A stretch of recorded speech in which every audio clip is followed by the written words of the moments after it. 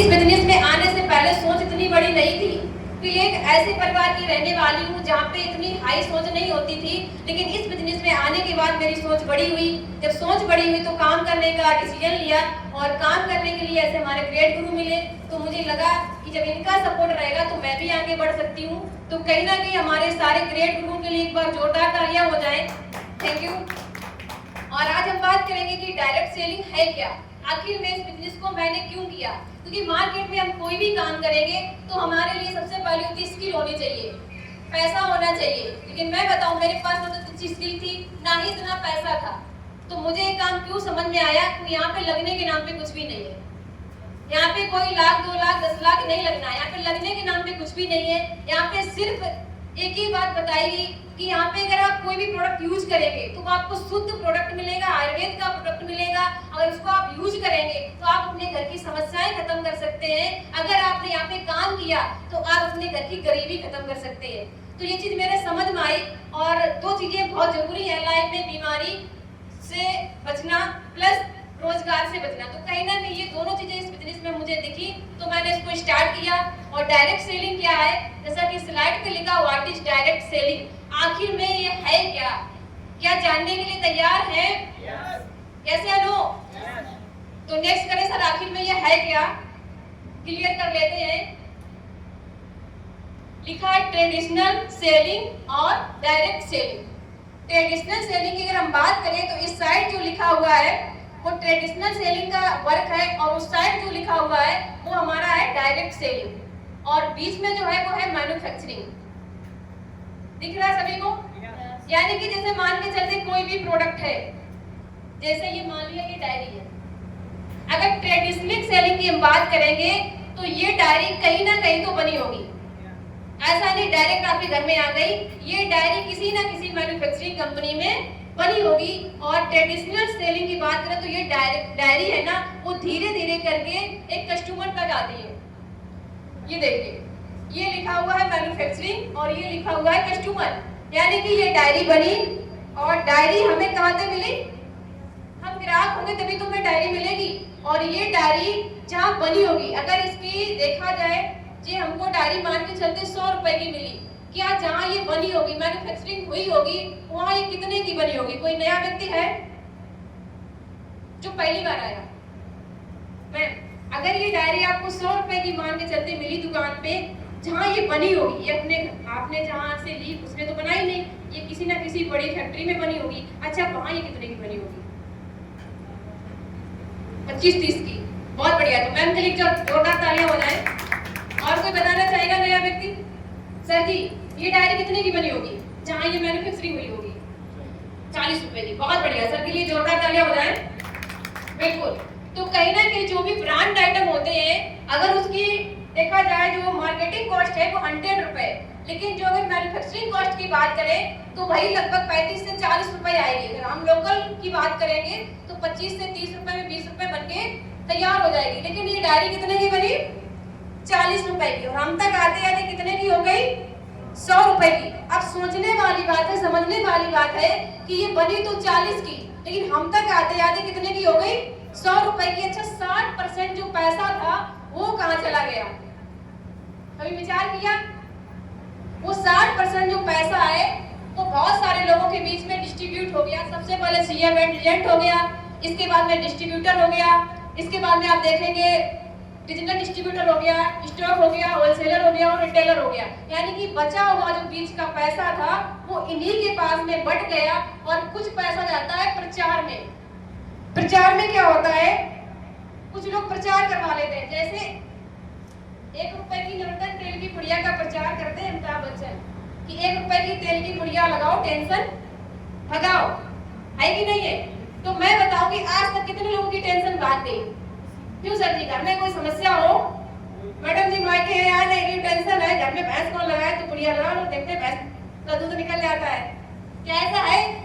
Special मैं इनकी बात नहीं कर रही हूँ, ऐसा है कि कहीं ना कहीं टेंशन नहीं भागती है। चाहे आप पुड़िया लगाओ, चाहो तो नवरत्न तेल के ड्रम में नहा लो डुबकी लगा लगा के, फिर भी टेंशन नहीं भागेगी। लेकिन 1 रुपए की पुड़िया का मात्र 10 सेकंड प्रचार करने के बाद उनको लाखों और करोड़ों रुपए कंपनी देती है, उनकी टेंशन तो भाग जाती है कि नहीं है?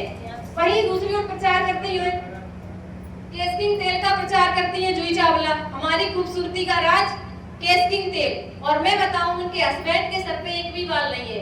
अगर इतना ही अच्छा होता तो रिकॉर्ड ना करिए तो कहीं ना कहीं ये झूठ का प्रचार है। लेकिन मैं आपको बताऊं जो 60% पैसा होता है वो इन्हीं के बीच में है। ये तो हो गया ट्रेडिशनल मार्केटिंग, यानी कि बनी 40 की चीज आप तक आते आते ये 100 की हो गई। जो बीच का बचा हुआ पैसा वो बीच के बिचौलियों के पास चला गया और सारा का सारा पैसा कस्टमर से लगता है, सारा जीएसटी सारा कुछ कस्टमर से ही लगता है। लेकिन जो डायरेक्ट सेलिंग है वहां भी सेम फंडा है। जो डायरी मैंने एग्जांपल लिया था कि 40 की बनी, 40 की वहां भी बनी, लेकिन उसकी भी जो ग्राहक की जो कस्टमर रेंज होगी वो 100 रुपए होगी। लेकिन यहाँ पे क्या है, यहाँ पे इतने सारे लोगों में इंस्टीट्यूट नहीं है। यहाँ पे सिर्फ क्या है, यहाँ पे जो हम लोग काम कर रहे हैं, यानी कि 40 की बनी और 100 की मिली, उसमें भी हमारी कंपनी छूट कार्ड बनने के बाद में आपको लगभग 20% का डिस्काउंट तुरंत दे देती है। इसके बाद में जो बचा हुआ पैसा है वो पूरा का पूरा पैसा हम आप जैसे लोगों के बीच में मिलता है और यही से हमारी संस्था लाखों रुपए महीने देती है। क्या ये बात समझ में आई? यानी कि ये संस्था पैसा कहाँ से देती है? हमारी संस्था कोई पैसा अपने घर से नहीं देती है। जो पैसा डिस्ट्रीब्यूटर, होलसेलर और रिटेलर के पास में जा रहा था, इनको साइड करके सीधा कोई चीज बनी, सीधा कस्टमर तक वो चीज आई और बीच का बचा हुआ पैसा जो जिस लेवल पे है कंपनी उस लेवल पे पैसा बांटना स्टार्ट कर देती है और यहीं से हमको आती है इनकम। तो समझ में आया कि पैसा कंपनी कहाँ से देती है? ये डाउट तो नहीं कि पैसा पता नहीं कहां से आता है। तो पैसा यहीं से आता है, क्योंकि कॉस्ट कोई दूसरी होती है और बिक्री कॉस्ट दूसरी होती है और बची हुई जो कॉस्ट है उसमें डिस्ट्रीब्यूशन होता है। क्लियर है? नेक्स्ट करिए सर।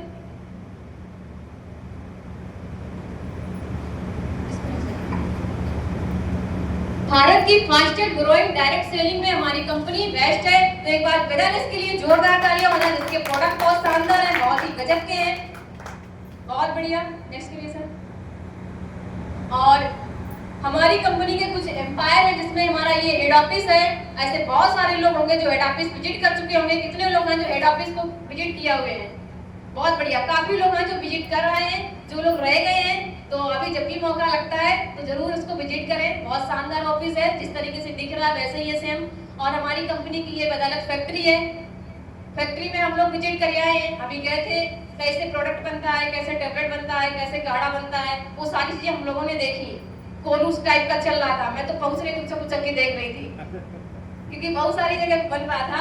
इसके बाद में हमारी कंपनी का हॉस्पिटल है और वेदालेस एक ऐसी कंपनी जिसका खुद का हॉस्पिटल है। आज तक की डायरेक्ट सेलिंग कंपनियों में इतिहास है, इतिहास में हमारी कंपनी का नाम है कि अभी तक की डायरेक्ट सेलिंग में किसी के पास खुद का हॉस्पिटल नहीं है आयुर्वेद के मामले में। लेकिन हमारी कंपनी के पास में आयुर्वेद का खुद का हॉस्पिटल है, जहाँ पे हम अपने जो भी पेशेंट है उसका ट्रीटमेंट टाइम से करा सकते हैं। इसके बाद में हमारी कंपनी जो भी काम करती है प्योर आयुर्वेदा पे काम करती है। और आयुर्वेद एक ऐसी चीज है जो हमें जीवन जीने की कला को सिखाता है, उसको हम आयुर्वेद कहते हैं। तो हमें अपने जीवन में अगर सही तरीके से जीना है तो आयुर्वेद को समझना पड़ेगा, आयुर्वेद को बातों को फॉलो करना पड़ेगा।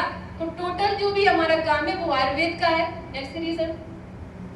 बहुत बढ़िया, एक बार हमारे ग्रेट डायरेक्टरों के लिए जोरदार खड़े होकर के तालियां हो जाए, जोरदार। मिस्टर एसपी सिंह के लिए और managing director mister Sanjay Kumar Sahu sir के लिए and mister Kunal Kamra sir के लिए एक बार जोरदार तालियां हो जाए। बहुत ही पावरफुल और बहुत ही महान शख्सियत है, क्योंकि जब भी आप इनसे मिलोगे तो आपको एहसास होगा कि वेदालेस के जो डायरेक्टर हैं बहुत ही नेक नियत और अच्छी सोच के व्यक्ति हैं। मिलने के बाद लगता है कि काश मैं एक अच्छी कंपनी में ज्वाइन हुआ हूँ। Thank you. नेक्स्ट करिए, नेक्स्ट करिए सर।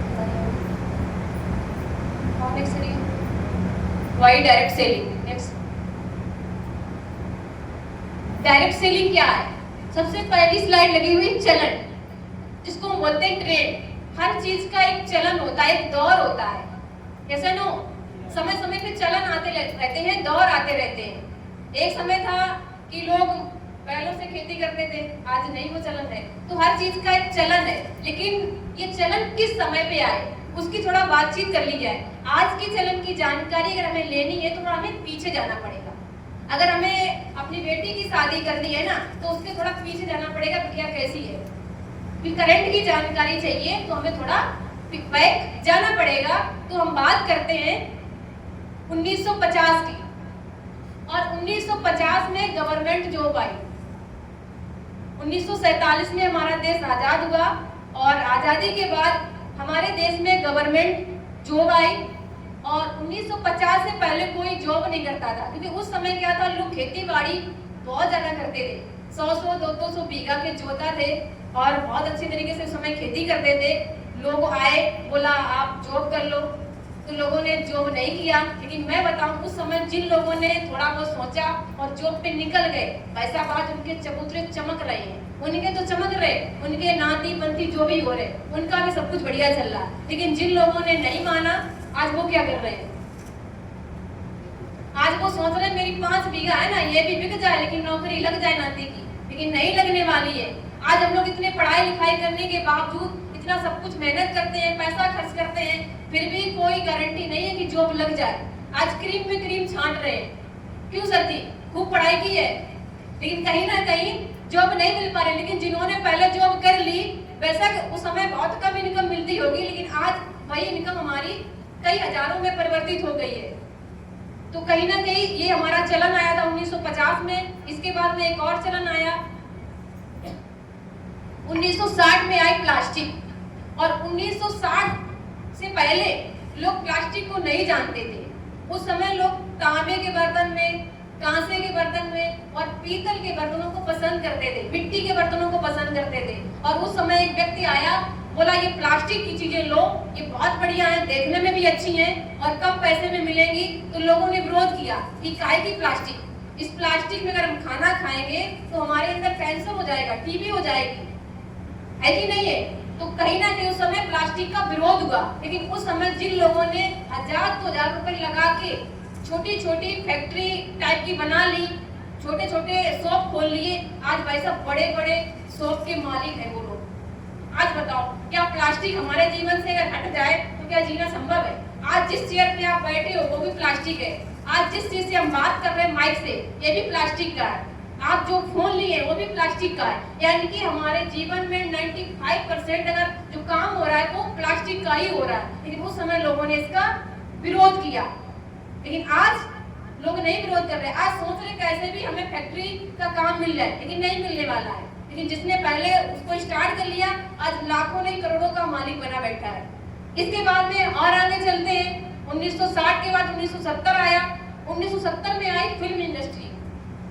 इससे पहले लोग फिल्में के बारे में नहीं जानते थे, और 1970 में जब ये आया तो लोगों ने बोला फिल्म इंडस्ट्री में जाओ, आपको काफी पैसे मिलेंगे, आपका मान सम्मान होगा। तो कहीं ना कहीं लोगों ने विरोध किया, अरे बेकार का काम है, देसी भाषा में बोलते कि बाढ़ बनेगी, लड़की का कोई बोला बाढ़ बनेगी ना ये फिल्म इंडस्ट्री में जाके। तो कहीं ना कहीं लोगों ने इसका भी विरोध किया।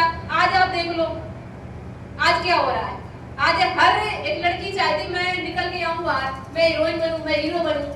आज लोग, उनके पिता उनके बाबा फोन लेके बोलते मेरी बिटिया का चैनल सब्सक्राइब कर दो, है कि नहीं है। तो यानी कि आज उसका जमाना चेंज हुआ है, चलन का एक दौर आता है, उससे पहले लोग नहीं समझते थे, आज लोग उसको समझ रहे हैं। आज हर कोई चाहता हम ये बन जाए, लेकिन नहीं बनने वाला है। हर कोई चाहता हम शिवानी बन जाए, तो हर कोई नहीं बन पाएगा, ऐसा नो।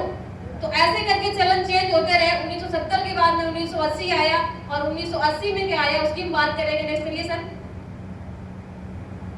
1980 में आया कंप्यूटर, और 1980 में राजीव गांधी आए थे कंप्यूटर को लेकर, ऐसा नो। और उन्होंने बोला कि हम अमेरिका से एक ऐसी मशीन को लाए हैं जो कि 1000 लोगों का काम अकेले ही संभालेगा। तो लोगों को लगा ये बेकार का प्रधानमंत्री है, चूतिया बना रहा है, ये जब 1000 लोगों का काम अकेले ही करेगा तो 999 लोग तो बेरोजगार हो जाएंगे। क्यों भाई, जब 1000 लोगों का काम कंप्यूटर अकेले कर देगा तो फिर 999 बेरोजगार तो हो जाएंगे। लोगों ने बोला क्या ऐसा होगा? आज कंप्यूटर ने रोजगार दिया है या रोजगार छीना? बताइए। पहले लोग बैंकों में लाइन लगाए रहते थे, रजिस्टर इतने मोटे पलटते रहते थे, तब जाके नंबर आता था। आज क्या, तुरंत अंगूठा लगाया, तुरंत पैसे निकाल लिए। अब तो वो भी सिस्टम धीरे धीरे खत्म हो रहा है और अच्छी टेक्नोलॉजी, फोन पे चलने लगा, गूगल पे चलने लगा। 1 सेकंड के अंदर आप कितने भी रुपए ट्रांसफर कर सकते हो, मंगवा सकते हो। इतना आसान हो गया, समय की बचत हो गई। जो लोग उनको पागल बोलते थे, बेवकूफ बोलते थे, बेकार का बोलते थे, आज बताइए रियल में साबित हुआ कि नहीं हुआ? यानी कि ये लोग कुछ ऐसे थे जिन्होंने आगे का सोचा। होता क्या है, दुनिया आगे बहुत कम लोग होते जो सोचते हैं, और जब वो चलन गुजर जाता है लगातार उस पे जब कंपटीशन आता है तब लगता है यार गलती कर दी, काश हम भी कर लेते। तो ऐसे करके चलन आते रहते हैं। लेकिन आज मैं बताऊं, हर किसी के पास में 2-2 कंप्यूटर है। जो हमारे पास में फोन है भी तो कंप्यूटर है।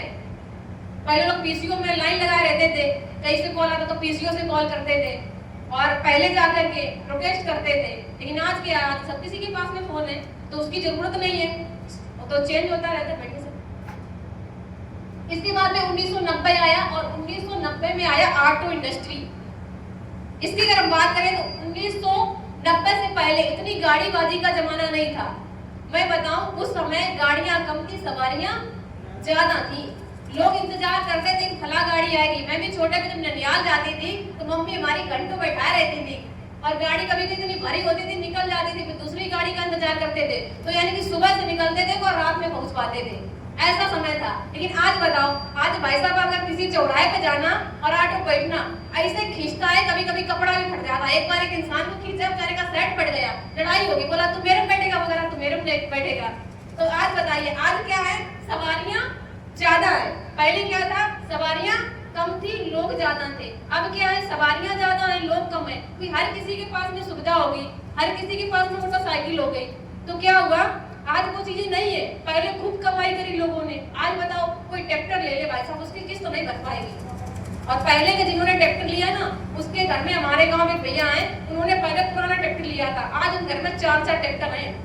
आज कोई अगर ले लेगा ना तो किस्त नहीं भर पाएगा, क्योंकि कंपटीशन चल रहा है। तो हर चीज का एक टाइम होता है। इसके बाद में 1990 के बाद में 2000 आया और 2000 में क्या आया, टेलीकम्युनिकेशन यानी कि सूचना प्रौद्योगिकी। किसी ने बोला कि एक ऐसी मशीन लाएंगे जो यहाँ आप बैठोगे और कलकत्ता की आपको आवाज सुनाई देगी। बोला पागल हो गया क्या? अगर पहले, इससे पहले फोन जब नहीं था, उससे पहले की अगर बात करें तो अगर कोई आपसे ये कहे कि आप यहाँ बैठे होंगे और आपका कोई दिल्ली में व्यक्ति होगा, वो क्या कर रहा है वो आप देख भी सकते हैं, वो क्या बोल रहा होगा आप सुन भी सकते हैं। तो इम्पॉसिबल, ऐसा लोग बिलीव नहीं करते थे। आज बताइए वो है कि नहीं है कि नहीं है? यानी कि वो बिल्कुल क्लियर दिख रहा हमको। तो कहीं ना कहीं इससे पहले लोग उसको बेवकूफ समझते कि ऐसा नहीं हो सकता, लेकिन आज ऐसा हो सकता है और हो भी रहा है। इसके बाद में 2010 में क्या हुआ, और 2010 में आया सोशल मीडिया। क्या आया? सोशल मीडिया का चलन आया। लोग सोशल मीडिया के जरिए से पैसा कमा रहे हैं। इससे पहले लोग सोशल मीडिया को नहीं यूज करते थे। तो आज क्या हुआ, सोशल मीडिया के तहत लोग काफी इनकम कमा रहे हैं सिर्फ सोशल मीडिया से। कुछ ना हो, सिर्फ सोशल मीडिया पे आप छा जाइएगा, आप अच्छी इनकम कमाएंगे, एक अच्छी पहचान कमाएंगे कई लोगों के माध्यम से। तो कहीं ना कहीं सोशल मीडिया का चलन आया, धीरे धीरे करके और आगे चलन आया 2020 में। 2020 में आया डायरेक्ट सेलिंग। डायरेक्ट सेलिंग जिसमें आज आप बैठे हुए हैं, जिस काम में आज आप बैठे हैं, एक डायरेक्ट सेलिंग है। और मैं बताऊं, इन सभी का जब विरोध हुआ 1950 में, 1960 में, लगातार देखते देखते 2010 तक सभी का जब विरोध हुआ, तो क्या डायरेक्ट सेलिंग का विरोध नहीं होगा? ऐसा नो, इसका भी तो विरोध होगा भाई। जब उसने कहा कि गवर्नमेंट जो बेकार है, कुछ भी नहीं होता है, जब उसने विरोध को सहा, प्लास्टिक वाले ने विरोध को सहा, जो कंप्यूटर लाया उसने विरोध को सहा, जो ऑटो लाया उसने विरोध को सहा। क्योंकि जो समय ट्रैक्टरबाजी जब जमाना था तो बोलते थे कि ऐसी मशीन लाए जो 1 घंटे में 10 बीघा खेत की जुताई कर देगा। बोलेगा बेकार की ऐसी मशीन, डीजल भी देना पड़ेगा, हम अपने बैलों को सानी करेंगे, आराम से जोतेंगे, ना कुछ खर्चा ना कुछ, है कि नहीं है? और उसमें क्या खर्चा भी होगा ट्रैक्टर में। अब बताइए, लेकिन उसने कमाई अच्छी की, तो कहीं ना कहीं सबका विरोध हुआ। और आज अगर आप किसी के पास जाएंगे, जानकारी देंगे डायरेक्ट सेलिंग की, तो आपकी वो टांग खिंचाई करेगा, आपका भी वो विरोध करेगा कि कहीं कुछ नहीं होता है, हमने भी किया था, कुछ भी नहीं होता है, फंस गए हो। तो मैं बताना चाहूंगी, जब इन सब का विरोध हुआ और आज ये टॉप पे है, आज ये टॉप पे है कि नहीं है? क्या जिसकी गवर्नमेंट जॉब लगी, क्या वो टॉप पे नहीं है? उसकी आने वाली पीढ़ियां सुधर गई। जिसने प्लास्टिक का काम कर लिया, उसकी बड़ी बड़ी फैक्ट्री लगी, वो भी टॉप पे है। तो हर इंसान आज टॉप पे, जिसने पहले विरोध सहा। अगर आज हम विरोध सह लेंगे तो हम भी टॉप पर होंगे। लेकिन अगर आज हम विरोध नहीं सहेंगे तो कल को जो हमारे लोग, हमारे साथी आगे निकल जाएंगे तो हमें भी पछताना पड़ेगा कि काश हम भी कर लिए होते तो हम भी आज टॉप पे होते। तो कहीं ना कहीं हर चीज का विरोध होता है, तो विरोध को झेलना पड़ेगा। तो विरोध झेलने के लिए तैयार हैं? यस या नो? तो ये विरोध सभी ने झेला है। हमारे महागुरु मिस्टर आदित्य यादव सर ने भी विरोध को झेला है। उनसे भी लोग बोलते थे कि जात के अहीर वो शादी नहीं होगी। हेलो, उनसे भी बोला था तो उन्होंने भी विरोध को सहा। ये विरोधी है। लोग बोलते थे तुम भी कुछ नहीं कर पाओगे, 2 रुपए नहीं है तुम्हारे पास, कुछ भी नहीं है तुम्हारे पास, आज सब कुछ है। तो कहीं ना कहीं उन्होंने विरोध को सहा है। तो जिनके सामने दिक्कतें आ रही हैं, लोग ताने मार रहे हैं, तो हमें भरोसे के साथ में, धैर्य के साथ में काम पे लगे रहना है।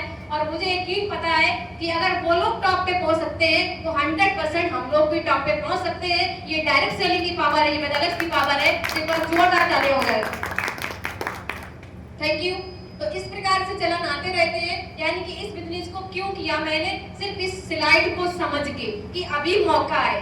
अभी कितना हुआ, 2020 में आया और चल कितना रहा, 2025।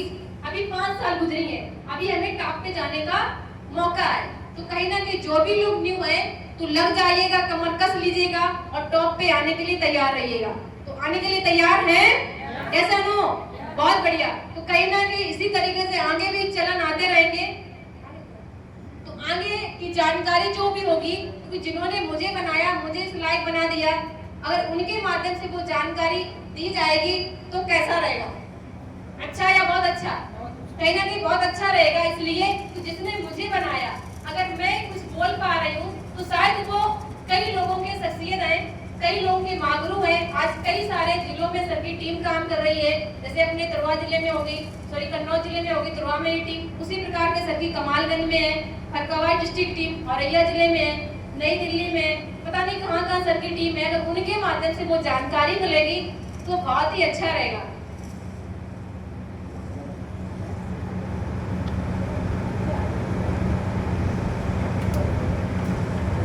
चलिए, बहुत बढ़िया। तब तक ये हम बात करेंगे कुछ आगे की। सर ने मौका दिया मुझे बोलने का, तो हम बात करेंगे। सर इसको पूरा मत खोलिएगा। एक स्लाइड लिखी हुई है कि आखिर क्या होता है 65 साल की उम्र होने तक। अच्छा, ये जानना चाहोगे कि जब आप 65 साल के होंगे तो आपके साथ में क्या क्या घटनाएं घटित होगी।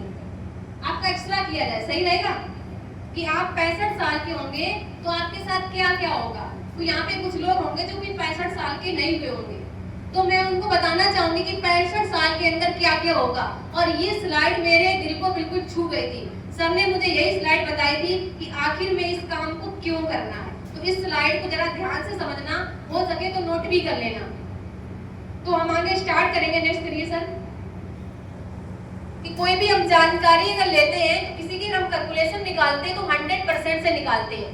पूरी दुनिया को अगर हम 100 लोग मान लें, इस पूरी दुनिया को अगर हम 100 लोग मान लेते हैं तो 100 में से जो 36 लोग होते हैं, यानी कि जो 36% लोग होते हैं, उनकी मृत्यु हो जाती है। और मृत्यु क्यों हो जाती है? क्योंकि पता नहीं उनको ऐसी कौन सी भयानक बीमारी लग गई जिसके चलते उनके पास इतना पैसा नहीं था कि वो टाइम से उसको इलाज करा पाते। लेकिन मैं बताऊं, हर बीमारी का इलाज है, लेकिन उसके लिए पैसा होना चाहिए। बहुत सी ऐसी बीमारियां हैं जिनका पैसे से इलाज हो जाता है, लेकिन एक आम इंसान को अगर कोई बीमारी लग जाती है और डॉक्टर कहता है कि आपका 5 लाख का खर्चा आएगा, तो एक आम इंसान नहीं करवा पाता है। जिसके चलते होता क्या है, वो कहता है, उसकी औकात नाप लेता है कि भैया कितनी खेती बोलता है 1 बीघा, तो उसको लगता है कि ये नहीं दे पाएगा और बोलता है कि 2-4 दिन के मेहमान हैं, इनको खिलाइए पिलाइएगा और ले जाइएगा। लेकिन भाई किसी अगर अमीर के व्यक्ति को अगर बीमारी लग जाए, तो मैं बताऊं, एक नाम निकल के आता मुलायम सिंह का, जिनको स्किन कैंसर था, और मैं बताऊं अपनी पूरी उम्र जीने के बाद वो इस दुनिया से गए। तो कहीं ना कहीं ऐसे बहुत से लोग हैं जो अपनी पूरी लाइफ जीने के बाद इस दुनिया से जाते हैं। लेकिन भाई अगर किसी गरीब को, किसी आम इंसान को अगर भयानक बीमारी लग जाती है तो वो अपनी लाइफ को नहीं जी पाता है, या फिर कोई भयानक एक्सीडेंट हो जाए, तो कहीं ना कहीं 36% ऐसे लोग होते हैं जो भगवान को प्यारे हो जाते हैं। इसके बाद में 36%, अगर हम 100 में से 36% निकाल देंगे तो हमारा जो बचेगा, जो बचे हुए लोग हैं, जैसे करिए सर, 54% लोग, जो 54% लोग होते हैं वो हमेशा दूसरों पर निर्भर रहते हैं। कैसे? जैसे मान के चलते हैं उन्होंने कोई, उनके पिता ने कोई बड़ा काम नहीं किया तो अपने नाती पे निर्भर हो गए कि हमारा नाती कोई बड़ा काम करेगा या से काम चलेगा, हमने तो काम नहीं कर पाया, हमारी तो जॉब नहीं लगी लेकिन मेरे नाती की, मेरे बेटे की जॉब लग जाएगी। तो मतलब दूसरों पर निर्भर रहते हैं, या हमने खेती नहीं ले पाई, हमने कोई बड़ा काम नहीं कर पाया, हमने फैक्ट्री नहीं डाल पाई, हमने खोल नहीं खोल पाया, हमारे बेटा खोलेगा। तो ये उम्मीदें होती है और ये 54% लोगों की होती है। और 54% जो आबादी होती है वो बहुत होती है, आप खुद ही देख सकते हो, आप खुद ही उस चीज को देख सकते हैं अपने घर में, अपने पड़ोस में कि 54% लोग क्या करते हैं, वो हमेशा दूसरे पर ही निर्भर रहते हैं कि हमारा बेटा ये काम कर लेगा। इसके बाद में 54% के बाद में जो निकल के आता है 5% लोग, 36, 54, 5, अगर इसको हम जोड़ेंगे तो लगभग ये कितना हो गया, 95 हो गया ना, 95 हो गया। तो 5% जो लोग होते हैं वो नौकरी करते रहते हैं जीवन भर। कहते हैं कि एक कहावत है कि जब तक जिएंगे तब तक सिएंगे। और ये 5% लोग जिनकी उम्र ज्यादा हो जाती है, 70 साल, फिर भी काम करते रहते हैं। आपने देखा होगा कुछ लोग मंदिर के बाहर फूल लगाए बैठे रहते हैं, दिख नहीं रहा, पता नहीं कम दिख रहा है, फिर भी मेहनत कर रहे, फिर भी काम कर रहे। या बारात में कहीं ढोल बजाना है, बेचारे से ढोल नहीं टांगा जा रहा, फिर भी ढोल बजा रहा। क्यों बजा रहा? कि अगर नहीं बजाएंगे तो रुपए नहीं मिलेगा, रुपए नहीं मिलेगा तो हमारे खाने पीने का इंतजाम नहीं, हमारी फैमिली भूखों मरेगी। लेकिन फिर भी वो काम कर रहे, उम्र नहीं काम करने की। ऐसे गांव में बहुत सारे लोग होते हैं जिनका मन नहीं लगता काम करने की, उम्र हो गई, एक उम्र होती ना काम करने की, फिर भी बहू बोलती है कि जाओ ये भैंसिया बनी है चरा के ले आओ, तभी तुम्हें शाम को 4 रोटी मिलेगी। और नहीं चरा के ले आओगे तो घास छील के ले आओ, गठरी भरी कहूं से ले आओ। पता चला बेचारा कहीं गिर गया, चोट लग गई घास के बदले में, लेकिन फिर भी वो कहते नहीं आपको इतना काम करना पड़ेगा और घर के बाहर, घर के अंदर मत आना, वही बाहर ही बैठे रहना। तो ऐसे कुछ लोग होते हैं, बोलते हैं वहीं बैठे रहना निवरिया के नीचे, वहीं खाना मिल जाएगा, वहाँ थूक थूक के रखो या घर में मत आओ। ऐसे बहुत से लोग होते हैं। तो कहीं ना कहीं वो जीवन भर काम बेचारे करते रहते हैं और वो 5% लोग होते हैं। इसके बाद में 5% के बाद में जो 4% लोग हैं, लिखा है पैसे की आजादी, यानी कि 95 तो हो गया, बचा है 5%, जिसमें से 4% लोग ऐसे होते हैं जिनके पास पैसे की आजादी होती है। देखिए आप पैसे के ऊपर बैठा है ऐसे में, यानी कि इतना पैसा होता है, इतना पैसा होता है कि उनको खुद नहीं पता होता है कि मेरे अकाउंट में पैसा कितना है। ये 4% लोग होते हैं। इनके अगर कहीं पैसे गिर जाए तो जब तक ये उतना पैसा ढूंढेंगे कि हमारे कहाँ गिर गए, तब तक उतने से डबल इनका अकाउंट में आ जाएगा। तो वो इतना टेंशन नहीं लेते कि हमारा कहाँ गिर गया। यानी कि इतना अथाह पैसा होता है इनके पास में, लेकिन इनके पास में एक बहुत बड़ी समस्या होती है, इनके पास टाइम नहीं होता है। पैसा तो बहुत होता है लेकिन टाइम बहुत कम होता है। जो बड़े बड़े लोग होते हैं उनसे बोला जाए कि चलिए 1 महीने के लिए नैनीताल घूम के आते हैं या शिमला घूम के आते हैं, तो वो यही बोलेंगे कि अगर मंदिर में जा रहे हैं तो मेरे नाम का 10,000 रुपए लिए जाओ और चढ़ा देना, और मेरे पास समय नहीं है जाने का, ये माता रानी को चढ़ा देना, लेकिन मेरे पास टाइम नहीं है। क्योंकि उनको पता है अगर हम इस दुकान को, इस काम को छोड़ के चले जाएंगे तो हमारा नुकसान हो जाएगा, तो वो जाते नहीं, वो सिर्फ पैसा दे देंगे क्योंकि उनके पास टाइम नहीं है। लेकिन पैसा बहुत है ना सना। और 1% ऐसे लोग होते हैं जिनके पास में पैसे और समय की दोनों की आजादी होती है। वो सिर्फ दुनिया में 1% ही लोग होते हैं। एक बार जोरदार तालियां हो जाए, कुछ लोगों को नींद आ रही है जोरदार। तो कहीं ना कहीं 1% लोग होते हैं जिनके पास पैसा प्लस समय दोनों होता है। अच्छा वो लोग होते कौन है, जानना चाहेंगे कि 1% वाला व्यक्ति होता कौन है? 1% का व्यक्ति वो होता है जिसने ये बल्ब बना दिया। हेलो, जिसने बल्ब बनाया, थॉमस एडिसन ने बल्ब बनाया। और थॉमस एडिसन इस दुनिया में है या नहीं है, तब भी बल्ब बनाने वाली फैक्ट्री थॉमस एडिसन के घर में कुछ ना कुछ रॉयल्टी के रूप में पैसा भेजती रहेगी, क्योंकि उन्होंने देश के लिए बहुत बड़ा काम किया। आज वो पैसे दुनिया में नहीं है, लेकिन उनकी फैमिली कभी भी भूखों नहीं मरेगी क्योंकि उन्होंने देश के लिए बड़ा काम किया है। तो इस तरीके से जिन्होंने कोई बुक लिख दी, उसकी बुक मार्केट में चल रही है, बिक रही है, तो उसके घर में वो पैसा जाएगा। किसी का कोई सॉन्ग बढ़िया सा है, वो चल रहा है, तो इस टाइप से कोई कवि है, तो इस तरीके से क्या होता है, वो रॉयल्टी के रूप में पैसा उनका जाता रहता है। वो दुनिया में सिर्फ 1% ही लोग होते हैं। और 1% में आता है डायरेक्ट सेलिंग का नेटवर्कर। क्यों आता? क्योंकि नेटवर्कर अगर डायरेक्ट सेलिंग में है, लगातार काम कर रहा है, तो उसकी होगी टीम। जब टीम होगी, वाई दफे वो काम नहीं कर पा रहा या नहीं है दुनिया में, फिर भी उसकी टीम तो होगी ना, और टीम काम करेगी तो कुछ ना कुछ पैसा उसको रॉयल्टी के रूप में हमारी कंपनी उसके घर में देती रहेगी, और वो होता है नेटवर्कर। और लाइन में देखा जाए डायरेक्ट सेलिंग के अंदर एक नेटवर्कर होता है जो 1% की कैटेगरी में आता है, क्योंकि दुनिया में ऐसा कोई व्यक्ति नहीं है जो 1% में आए जहाँ पे कुछ भी लगे ना।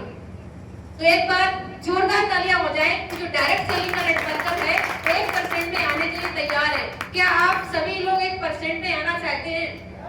यस या नो? अच्छा, मैं इन दोनों को छोड़ दूं। सर जी दोनों को बैक कर दूं, दोनों को करिए, लास्ट तक कर दिया।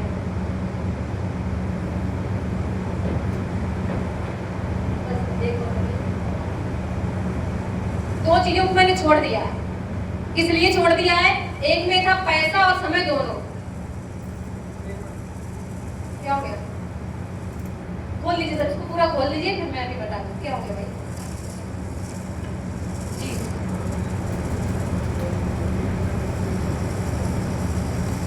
कोई बात नहीं, बात कर लिया, मुझसे बोलो मीटिंग में है, पूरा बोलिए सर। इस काम को छोड़ के ये मान के चलिए कि आप लोग वेदालेस में नहीं है, थोड़ी देर के लिए जो भी काम कर रहे हैं उसी काम में मान सकते थोड़ी देर के लिए। अच्छा, इस काम को छोड़ के पैसे और समय की आजादी सभी के पास में है क्या? कोई है जिसके पास खूब अथाह पैसा हो और खूब समय हो? है किसी के पास में? मुझे पता किसी के पास में नहीं है। इतना समय नहीं है कि टाइम से दवा डाल ले, पानी लगा ले के लिए। बोलता है खाने तक का टाइम नहीं है, मीटिंग में आने तक का टाइम नहीं। लोग कई सारे थे जिनको आने तक का टाइम ही नहीं था, इसलिए नहीं आए। तो कहीं ना कहीं ये तो निकाल दो सर, इसको, इसमें तो है नहीं कोई पैसे और समय की आजादी तो है नहीं किसी के पास में। इसके बाद में बचा है 4%। क्या पैसे की आजादी है सभी के पास में? अनाप शनाप पैसा है किसी के पास में? किसी के पास में एक अकाउंट में पड़ा 2-4 करोड़ है कोई? उसको ये काम करने की जरूरत नहीं है, नहीं है ना, तो इसको भी कट कर दो। अब बचा है 36, 54, 5। अब आप पसंद कर लो किसमें जाना चाहते हो, किसमें जाना चाहते हैं? वो तो है नहीं किसी के पास में, तो फिर किसमें जाना चाहोगे? बच्चे तो 3 ही है, पसंद कर लो किसमें जाना है। तो मैं बताऊं, अगर आपने यहाँ पे तन मन धन से 3 से 5 साल काम किया तो 100% आप 1% की कैटेगरी में आ सकते हैं, जो बहुत ही बेहतरीन कैटेगरी है, सिर्फ 1% कैटेगरी में। तो क्या तैयार हैं? ऐसा नो? तो यही एक मौका है जहाँ पे आप 1% में आ सकते हैं। मार्केट में आप 1% में नहीं आ सकते, बहुत कंपटीशन है, बहुत पीढ़ियां लग जाएंगी 1% में आने के लिए। लेकिन यहाँ पे अगर आप तन मन धन से काम करते हैं तो आप 1% में आ सकते हैं, और 5% जो कहना रॉयल्टी है उसको आप उठा सकते हैं। तो तैयार है? ऐसे नो? बहुत बढ़िया। तो ये 2 स्लाइडर है हमारे लाइव में कि इस काम को क्यों करना है। इस काम को मैंने इसलिए किया, चलन जो मैंने पिछली स्लाइड बताई, चलन एक चलन आया डायरेक्ट सेलिंग का, तो मैंने कहा चलन के अकॉर्डिंग काम करेंगे तो सफल होंगे। दूसरी स्लाइड जो मुझे बताई गई कि अगर आप यहाँ पे काम करेंगे तो आप 1% की कैटेगरी में आ सकते हैं। तो मैं अभी कहना चाहूंगी मैं 1% कैटेगरी में तो नहीं हूँ, लेकिन जब तक इस काम को अच्छे से करेंगे 2030 तक मैं बताना चाहूंगी कि बहुत अच्छी इनकम तक पहुंच जाऊंगी। और इसी तरीके से मैंने इसको समझा और इन स्लाइडों के माध्यम से मैंने इस पे काम किया। और आगे की जो भी जानकारी है वो एक ऐसी शख्सियत के माध्यम से होगी जो मैं पहले ही बता चुकी हूँ। तो सर ने मुझे मौका दिया था तो थोड़ा रुक गई थी मैं, तो अब बारी है उस शख्सियत को सुनने की, उनको समझने की। तो क्या तैयार है सर को जानकारी सुनने के लिए आप लोग? कैसे नो? तो आप खड़े हो जाइएगा, थोड़ा सर को बुलाते हैं गरमाहट के साथ में, थोड़ा जोश दिखाना है कि वाकई में टीम में जोश है कि नहीं है। कहाँ है? हो जाए।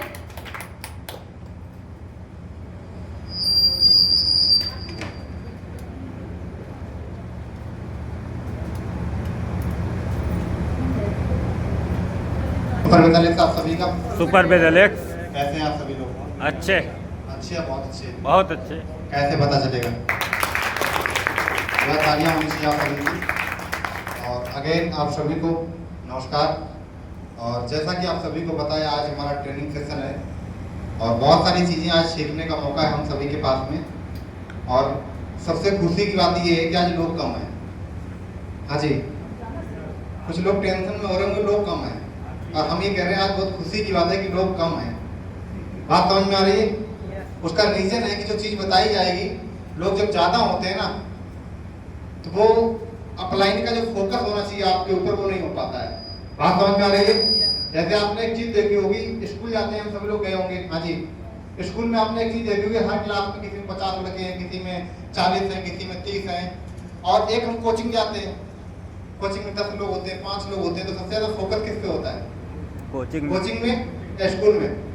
कोचिंग में। अब इसीलिए कहा भी जाता है कि जो स्कूल में नहीं पढ़ाया जाता वो कोचिंग में भी पढ़ाया जाता है। हाँ जी, तो हम सभी के लिए आज की खुशी के दिन है कि आज कम लोग हैं, हालांकि बहुत सारे लोग आ भी रहे हैं अभी, क्योंकि परमानेंट बारिश हो रही है, बारिश की वजह से जो लोग दूर के हैं वो नहीं पहुंच पा रहे हैं, हालांकि वो रास्ते में ही फंसे हुए हैं। तो जैसे वो आते रहेंगे, क्योंकि हम लोग टाइम का तो वेट नहीं करेंगे, टाइम प्रॉपर जा रहा है, और आप लोग जो दूर से आए हुए हैं उनको भी लेट होगा, सही है ना? तो हम लोग कंटिन्यू मीटिंग को स्टार्ट करते हैं। और अभी तक आशा जी ने जो आपको जानकारी दी कैसी लगी? अच्छी या बहुत अच्छी? बहुत अच्छी। तो कैसे पता चलेगा कि अच्छी लगी आपको? बहुत बढ़िया, क्योंकि ये जो भी चीजें आज आशा जी ने आपको बताई, छोटी छोटी बारीकियों के बारे में बताया, कंपनी के बारे में बताया, इस बिजनेस को आपको क्यों करना चाहिए उसके बारे में बताया, इस बिजनेस को जब करेंगे मार्केट में तो क्या क्या दिक्कतें आएंगी आपके सामने, वो सारी चीजें आशा जी ने डीपली आपसे शेयर किया होगा, सही है ना? क्योंकि बहुत सारे लोग ऐसे हैं जो इस व्यापार को कर रहे हैं और उनके दिमाग में एक डाउट ये रहता है कि यार हम इस काम को कर रहे हैं, हमारे सामने एक प्रॉब्लम आ रही है, ये लोग जो सफल हो गए, ये लोग जो आगे बढ़ गए, ये लोग जो इतना बड़ा नेटवर्क बना दिए हैं, ये इन लोगों के सामने क्या प्रॉब्लम ऐसी नहीं आई? ऐसा आता दिमाग में कि नहीं आता है? बहुत सारे डाउट हमारे दिमाग में आते हैं। तो कहीं ना कहीं वो सारे डाउट पे आज हमने बात करी होगी, किस टाइम पे कौन सा चलन आया और उस चलन पे लोगों ने किस तरीके से उस चलन का विरोध किया, इन सारी चीजों के बारे में हमने आपको बढ़िया तरीके से डीपली बताया होगा। तो मैं चाहता हूँ अगेन एक बार आशा जी के लिए जोरदार तालियां होनी चाहिए, क्योंकि छोटी सी बिटिया आप सभी लोगों को बहुत सारी चीजें इसने इस बिजनेस के माध्यम से सीखी थी, वो आप सभी लोगों को सिखाने का काम कर रही थी, सही है ना? बहुत सारे लोग ऐसे होंगे जो मुझे पहली बार सुन रहे होंगे, हाँ जी, तो कितने ऐसे लोग हैं जो मुझे पहली बार सुन रहे हैं? Please hand up. हाँ, 4-5 लोग हैं, सर हैं हमारे। तो हम सबसे पहले अपना परिचय ही देना चाहेंगे, क्योंकि बहुत सारे लोग ऐसे हैं जो मुझे नहीं जानते हैं। तो मेरा नाम आयुष पटेल है और यहीं से लगभग 12 किलोमीटर दूर एक कस्बा पड़ता है इंद्रगढ़, सभी लोगों ने सुना होगा, मैं वहीं का रहने वाला हूँ। और इस बिजनेस की भले आज आपको जानकारी मिल रही है, लेकिन इस डायरेक्ट सेलिंग इंडस्ट्रीज के अंदर मुझे लगभग 4 साल का टाइम हो चुका है। मैं 4 साल से इसी डायरेक्ट सेलिंग इंडस्ट्रीज के अंदर काम कर रहा हूँ। हालांकि जिस कंपनी के अंदर हम लोग काम कर रहे हैं विदर्भ के अंदर, इसमें मुझे काम करते हुए मात्र भी 7 महीने का टाइम हुआ है। कितने महीने का? 7 महीने का टाइम हुआ है। और 7 महीने से लगातार इस बिजनेस को कर रहा हूँ और लगातार इस व्यापार की छोटी छोटी बारीकियों को सीख रहा हूँ। बात समझ में आ रही है? क्योंकि हमारे अपलाइन ने हमको एक चीज सिखाई थी कि आप कोई भी काम मार्केट में अगर करने के लिए उतरते हो तो उस काम को सबसे पहले आपको सीखना पड़ेगा, सही है ना? मैं आपसे पूछता हूँ, आज तक कोई ऐसा काम बताइएगा आप जो बिना सीखे हो गया हो? ऐसा कोई काम है? हर काम को करने से पहले उस काम के बारे में आपको जानकारी, उस काम को आपको सीखना पड़ेगा, चाहे वो छोटा काम हो या बड़ा काम हो, सही है ना? तो मुझे भी पता था इस काम के अंदर अगर मुझे सफल होना है तो मुझे सीखना पड़ेगा। और इसीलिए जब मैंने इस व्यापार को स्टार्ट किया था, तो जैसे आज आपको जानकारी इस बिजनेस की मिली है, किसी को 2 महीने हुआ होगा इस व्यापार के अंदर काम करते हुए, किसी को 4 महीने हुए होंगे, किसी को 5 महीने हुआ है, किसी को 7 महीने हुए होंगे, सही है ना? तो जब मैंने इस बिजनेस की स्टार्टिंग करी थी तो कोई भी मीटिंग, कोई भी प्रोग्राम कहीं भी हुआ हो, क्योंकि जो हमारे सर ने हमको सिखाया था कि कभी आपको मीटिंग ट्रेनिंग प्रोग्राम नहीं छोड़ना है, तो मैंने उस पर हमेशा काम किया। कभी भी मीटिंग ट्रेनिंग प्रोग्राम कुछ भी हुआ, कभी भी मिस नहीं किया, वो चाहे कन्नौज के अंदर हुआ हो या यूपी के किसी भी कोने में हुआ हो, कभी उसको मिस नहीं किया। लगातार बिजनेस को सीखते रहे, लगातार बिजनेस के अंदर काम करते रहे। छोटी मोटी दिक्कतें हमेशा हर काम के अंदर आती हैं। हम लोग जब जॉब की तैयारी करते हैं तो मैं आपसे पूछता हूँ, क्या जॉब पहले दिन मिल जाती है? एक व्यक्ति 18 साल के बाद में लगातार तैयारी करता है, 30 साल तक पढ़ाई भी करता है, दौड़ भी लगाता है, तैयारी भी करता है, क्या गारंटी उस व्यक्ति की नौकरी लग जाएगी? मैं आपसे पूछता हूँ, कोई गारंटी है? लग जाती है क्या 100%? मैं आपको बताऊं, अगर 100% व्यक्ति नौकरी की तैयारी कर रहा है, जॉब की तैयारी कर रहा है, तो मात्र 2 से 3% लोगों की सरकारी नौकरी लग पाती है। 97% लोग ऐसे होते हैं जो प्राइवेट सेक्टर में अपना खुद का कोई काम करते हैं। ऐसा है कि नहीं है? मैं आपसे पूछता हूँ, ऐसा है कि नहीं है? क्या जो 100% लोग मेहनत कर रहे थे, क्या उनकी वो मेहनत में दम नहीं थी? दम थी। हर व्यक्ति इसी जोश जुनून के साथ में तैयारी करता है, हर व्यक्ति इसी जोश जुनून के साथ में काम करता है, पढ़ाई करता है कि मुझे जॉब करनी है। लेकिन कंपटीशन का दौर इतना ज्यादा है, इतना भयंकर है कि हर व्यक्ति को जॉब नहीं मिल पाती है। ऐसा होता है कि नहीं होता है? और जिसको नहीं मिल पाती है फिर वो अपना कोई दूसरा काम पकड़ लेता है। ऐसा होता नहीं होता है?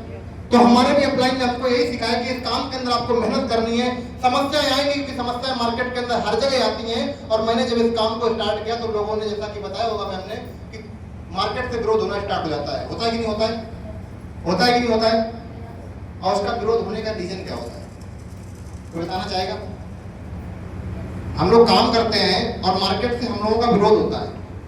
विरोध होने का रीजन क्या होता है? जी मैम। जी जी, बहुत बढ़िया, तालियां होनी चाहिए मैम के लिए। बहुत अच्छी बात मैम ने बोली है और ये रियल है, ये फैक्ट है। हमारा विरोध होने का सबसे बड़ा जो रीजन है, जैसे बाहर से हमारे बीच में बैठे हुए, इनकी बीज भंडार की दुकान है याकूतगंज फरुखाबाद में। इनका बड़ा शोरूम है बीज भंडार का और बहुत बड़े डिस्ट्रीब्यूटर है। मैं आपसे सर पूछता हूँ, आपके पास बहुत सारे एमआर आते होंगे, आते कि नहीं आते? बहुत सारी कंपनी को लेके आते होंगे कि सर ये हमारा पेस्टिसाइड का, ये हमारा कीटनाशक है, ये हमारा हर्बिसाइड है, हमारा फंगिसाइड है, ये हमारा टॉनिक है, बहुत सारे लेके आते होंगे। क्या हर व्यक्ति का आप चला लेते हो? हाँ जी, मुझे पता है किसी का चलाया, किसी को मना कर दिया कि भाई मैं अभी मेरे पास में बहुत स्टॉक लगा, मैं नहीं चला पाऊंगा। बोलते कि नहीं बोलते आप? क्या वो व्यक्ति जिसको ये बात बोली है, क्या वो सेकेंड टाइम नहीं आता आपके पास? आता कि नहीं आता है? और अगर आप सेकेंड टाइम भी नहीं चलाएंगे फिर भी थर्ड टाइम आपके पास में, चौथी बार आएगा, पांचवी बार आएगा और आप चलाएंगे भी नहीं, तब भी क्या वो काम को छोड़ देगा? वो जाके किसी अदर दुकान पे।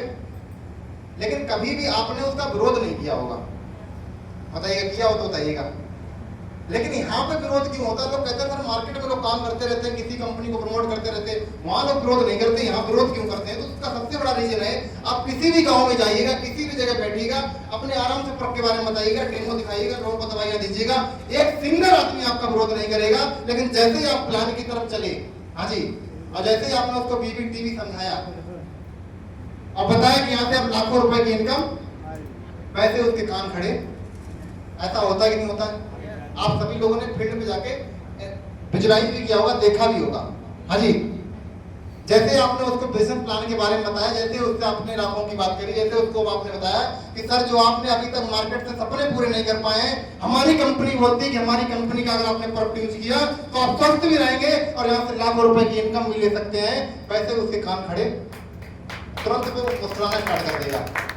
बात समझ में आ रही है? क्योंकि उसको वो बात हजम नहीं हो रही है। बात समझ में आ रही है?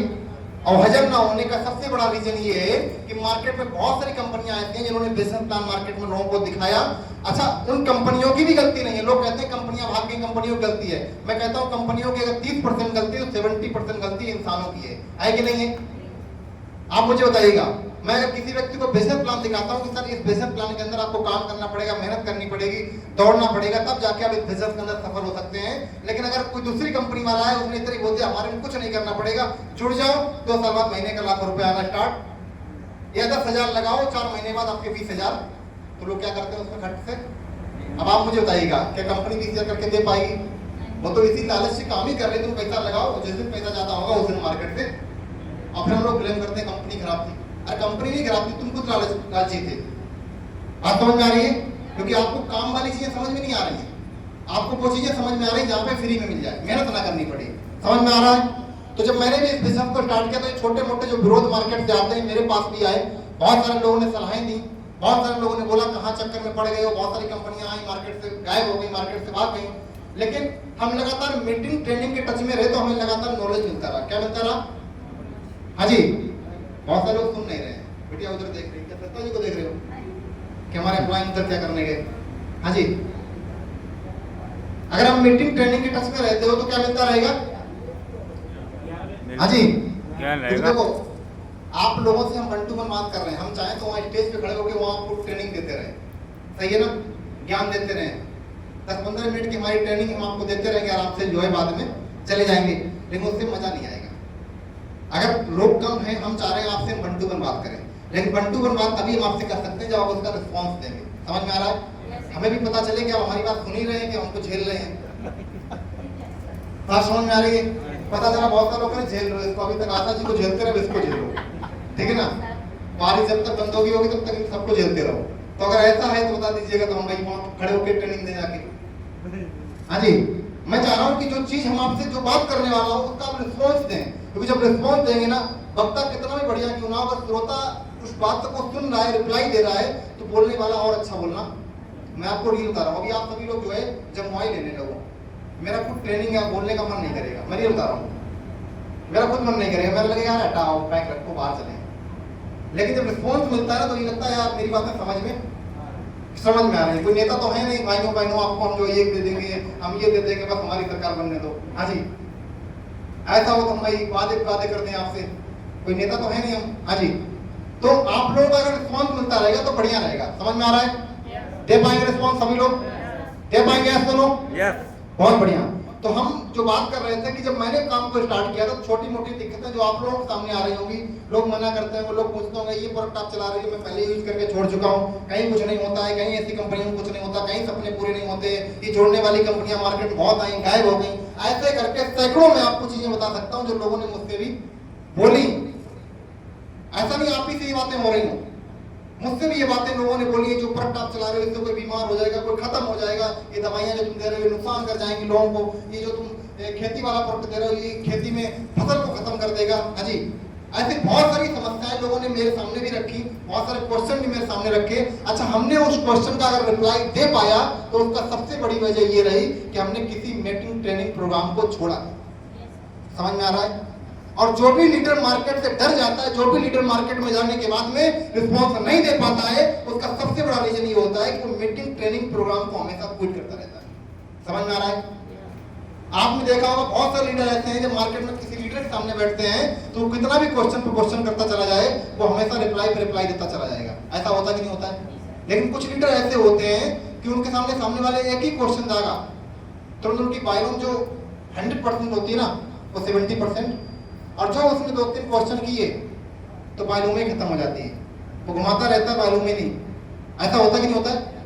वहां पे एक ही चीज की कमी होती है, नॉलेज की, और किसी चीज की कमी नहीं।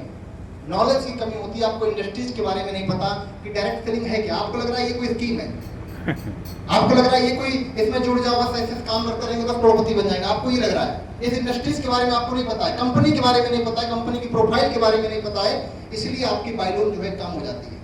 लेकिन जिसको इस इंडस्ट्रीज के बारे में, कंपनी के बारे में और अपने बारे में सारी जानकारियां हैं, वो किसी भी व्यक्ति के सामने बैठा दो, वो उस व्यक्ति को बंद कर देगा, लेकिन उसकी नॉलेज खत्म नहीं होगी। आज समझ में आ रहा है? तो आप सभी का फर्ज बनता है कि कोई भी मीटिंग प्रोग्राम, ट्रेनिंग प्रोग्राम होता है, उसको मिस आउट मत करोगे। अगर इसको मिस करोगे ना तो आप कभी भी बड़ा बिजनेस नहीं कर सकते। एक समय के बाद में आप बिजनेस को छोड़ दोगे, मुझे पता है। हमारी सफलता का यही रीजन रहा कि हमने कोई भी ट्रेनिंग प्रोग्राम मिस नहीं किया, हो जाए यहाँ हुआ हो या यूपी के बाहर हुआ हो, कहीं भी हुआ हो, मैं उस ट्रेनिंग प्रोग्राम में गया। कभी अपलाइन को मैंने बहाना नहीं बनाया। चाहते तो बहुत सारे बहाने हमारे पास में थे, पानी बरस रहा है, सर धूप है, सर घर में ये प्रॉब्लम है, सर घर में ये दिक्कत है, बहुत सारे बहाने थे, बना सकता था। लेकिन मुझे पता जिन्होंने बहाने बनाए ना, आज वो काम सारे खत्म हो चुके हैं, वो गड्डी चिपका रहे हैं, टाप जिसको हम बोलते हैं। ऐसा होता है कि नहीं होता है? गाँव वाली में आपने देखा होगा, ये वही लोग हैं जो बहाने बनाते हैं बिजनेस के अंदर। मैंने बहाने नहीं बनाए। तो बहुत सारे लोगों ने हमसे भी क्वेश्चन किया, सर ये है, सर वो है, लेकिन मैं उसकी प्रॉपर जानकारी लेता रहा, नॉलेज लेता रहा, लगातार लोगों को देता रहा। बहुत सारे लोग ऐसे हुए जो हमारे साथ में बिजनेस में आना स्टार्ट हुए, हमारे साथ में काम करना स्टार्ट हुआ। बहुत सारे लोग ऐसे हुए जिन्होंने मना कर दिया कि सर मैं नहीं कर पाऊंगा, या बहुत सारे लोग ऐसे हुए कुछ समय काम करने के बाद बिजनेस को छोड़ के चले गए। लेकिन हम लगातार इस बिजनेस के अंदर टिके रहे, लगातार अपलाइन की बातों को फॉलो करते रहे, लगातार काम करते रहे, तो आज इस बिजनेस के अंदर सफल भी है और बहुत सारी चीजें इस बिजनेस के माध्यम से अचीव भी की है। आज समझ में आ रहा है? आज इस बिजनेस की पावर है। अगर मैं इस व्यापार के अंदर ना होता, लोग कहते हैं सर इस व्यापार के अंदर कुछ नहीं होता, मैं उसको जब अपना अचीवमेंट बताता हूँ कि सर इस बिजनेस के अंदर मैं भी, मुझे 4 साल हुआ डायरेक्ट सेलिंग के अंदर, और 4 साल में 2 बार विदेश जा चुका हूँ। कितनी बार? 4 साल में 2 बार विदेश जा चुका हूँ, जबकि हमारी पूरी जिंदगी की तो बात छोड़ो, हमारे खानदान में भी कोई विदेश की तो बात छोड़ो, गोवा तक नहीं गया। बात समझ में आ रही? और ऐसा नहीं कि हम लोग जा नहीं सकते हैं। मुझे पता है कि हर आदमी 50-60-1 लाख रुपए व्यवस्था करके घूम के आ सकता है, लेकिन उसकी वो सोच ही नहीं है कि मुझे 1 लाख रुपए खर्च करके कहीं घूमने जाना है। समझ में आ रहा है? उसके दिमाग में क्या चलता है, 1 लाख वहां खर्च कर देंगे, 1 लाख ऐसे इकट्ठा करके कहीं छोटी मोटी जगह ले लेंगे, गाड़ी ले लेंगे, बाइक ले लेंगे, बहुत सारी चीजों में उलझ जाता है, और इसीलिए वो कभी अपनी लाइफ में घर से निकल के अपना जिला छोड़ के कहीं जा नहीं पाता घूमने के लिए। ऐसा होता कि नहीं होता है? लेकिन इस बिजनेस की पावर है, मैंने काम किया, लगातार इस बिजनेस की बातों को फॉलो किया, लगातार अपलाइन की बातों को फॉलो किया। यही रीजन था कि मैं 2 बार थाईलैंड घूम के आया और उसमें भी एक भी पैसा हमारी पॉकेट से खर्च नहीं हुआ। बात समझ में आ रही है? अपलाइन की बातों को फॉलो करने की वजह से और लगातार मेहनत करने की वजह से जिस बिजनेस को साइकिल से स्टार्ट किया था, बाइक से स्टार्ट किया था, एक उम्मीद थी कि 4 पहिए की गाड़ी लेंगे, लेकिन मात्र 2.5 साल काम करने के बाद में 10 लाख रुपए की बलेनो गाड़ी परचेज करी जो बाहर खड़ी हुई है। बात समझ में आ रही है? लोग कहते हैं बिजनेस आपको क्या देता है? कुछ नहीं होता है इस बिजनेस के अंदर। मैं आपको बताता हूँ मुझे क्या मिला। बात समझ में आ रही है? इस बिजनेस की पावर है कि आज लगभग 4.5 साल के अंदर 24 लाख रुपए कमा चुके हैं। कितने? 24 लाख रुपए कमा चुके हैं इस बिजनेस की पावर की वजह से। नहीं तो लोग नौकरी तो करते हैं, लेकिन 24 लाख की तो बात छोड़ो, करोड़ों रुपए कमाते हैं, लेकिन जो सुख सुविधाएं यहाँ पे मिलती है वो नहीं मिल पाती उनको। बात समझ में आ रही कि नहीं आ रही? आप मुझे बताइए, कोई भी जॉब वाला ऐसा व्यक्ति बताइए जो गवर्नमेंट जॉब कर रहा हो और विदेश घूमने का सपना लेता हो। वो यही का सपना लेगा भी गोवा जाना है, छोटी मोटी जगहों पे घूमना है, क्योंकि हमको सोच ही नहीं ले पाते। डायरेक्ट सेलिंग इंडस्ट्री ने मुझे सोच दी, क्या दिया? वो सोच दी कि हम ये सब कर सकते हैं। समझ में आ रहा है? तो आप सभी लोगों को भी अगर इस बिजनेस के अंदर सफल होना है, आगे बढ़ना है, तो मैं आप सभी से एक ही बात कहेंगे कि आपको भी इस बिजनेस के अंदर नॉलेज, ट्रेनिंग, मीटिंग, प्रोग्राम, हर मीटिंग को अटेंड करना पड़ेगा। मौसम कैसा भी हो, मौसम अच्छा भी होगा, मौसम खराब भी होगा, मीटिंग कभी दरवा के अंदर भी होगी, मीटिंग कभी कमालगंज के अंदर भी होगी, मीटिंग कभी जो यूपी के बाहर भी होगी, लेकिन हर प्रोग्राम को अगर अटेंड करते हैं आप, तभी इस बिजनेस के अंदर आप सफल हो पाएंगे। तो क्या आप तैयार हैं अटेंड करने के लिए? तैयार है सुनो? और जो अटेंड करेगा भाई आने वाले समय में वहां से उठ के यहाँ तक पहुंचेगा। समझ में आ रहा है? क्योंकि बहुत सारे लोग सोच रहे हो कि सर आप ही ट्रेनिंग देते रहे। तो मैं आपको रियल बताऊं, जब मैं इस बिजनेस के अंदर आया था और पहली बार जब मुझे माइक मिला था, क्योंकि सबसे ज्यादा अगर मौत के बाद किसी चीज का डर होता है ना तो इस माइक का होता है। क्योंकि सबसे बड़ी प्रॉब्लम क्या होती है, जब माइक पे बोलते हैं ना, तो आज तो मान लो कम लोग हैं और जब सैकड़ों लोग बैठे होते हैं सब देख रहे होते हैं, तो ये लग रहा है क्या बोले। सबसे पहले मैं आपको बताऊं, पहले बार हमें माइक मिला था तो मैं पूरी स्क्रिप्ट लिख के आया था, क्योंकि अपलाइन ने मुझे पहले बता दिया था कल आपको आना है, 5 मिनट के लिए आपको माइक दिया जाएगा। उसमें आपको ये बताना है कि आपका लेवल क्या है, कितने टाइम तक इस लेवल पे आप पहुंचे, आज आपने क्या अचीवमेंट लिया, मात्र 5 मिनट के अंदर आपको बताना है। तो मैंने कहा ठीक है सर। मैं बहुत सारी चीजें लिख के लाया, मैंने कहा यहाँ से स्टार्ट करेंगे, ऐसे ऐसे करके और यहाँ खत्म करेंगे, ठीक है ना। और जैसे सर ने बुलाया, आ रहे हैं हमारे great leader mister Ayush Patel ji. अब वहां से तो निकले जोश के साथ में, हमने कहा आज देखना अच्छा बोलेगा, मेरे को मोबाइल भी देखिए अपना, वीडियो बना लेना सर मेरा, इसको सोशल मीडिया पे डालेंगे। और जैसे माइक मिला अब हम भूल गए हमने कहाँ से स्टार्ट करना है, क्योंकि जब तक उधर से आ रहे थे तब तक इधर देख रहे थे, अब इधर कोई दिख नहीं रहा था। और जैसे घूम के आए थे हुए तो सब दिखे मुझे। अब मैं भूल ही गया बोलना क्या है, अब मुझे अपनी नाम नहीं ध्यान। बात समझ में आ रही है? सर्दियों के सीजन पे गर्मी लग रही थी, पसीना आ रहा सर्दियों के सीजन पे, और 5 मिनट के लिए सर ने टाइम दिया था और मेरी मास्टर जो है 50 सेकंड के अंदर ही खत्म। जबकि मैंने पूरा एक पेज तैयार किया, हमने सर 5 मिनट आपने दिए, 5 मिनट में तो हम खत्म ही नहीं कर पाए, कम से कम 15 मिनट चाहिए हमको, ठीक है ना। सर ने कोई दिक्कत है, अच्छा सर को पता था पहले, सर ने कोई दिक्कत नहीं, 5 मिनट में अगर ना खत्म कर पाना तो बढ़ा लेना टाइम। हमने कहा ठीक है सर, और खुशी से हम आए थे। लेकिन पहली बार में जब माइक मुझे मिला तो मात्र जो है 50 सेकंड ही बोल पाया, उसमें भी क्या बोला वो मुझे खुद नहीं पता। बात समझ में आ रही है? लेकिन लगातार वो कर करके आज आप सभी लोगों के सामने आसानी से बातचीत।